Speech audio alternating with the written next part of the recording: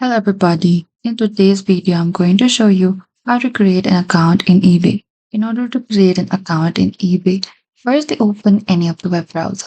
At the top, there's this address bar, type down ebay.com and enter it. Once you open to this homepage of eBay, what you need to do is you need to select this My eBay and click here.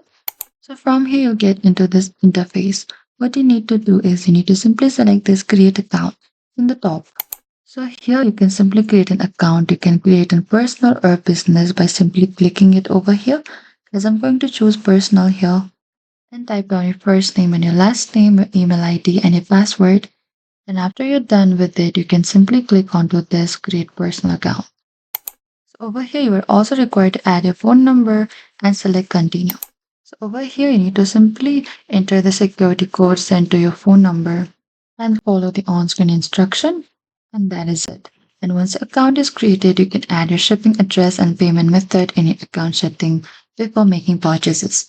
Thank you for watching this video. I hope this video was helpful.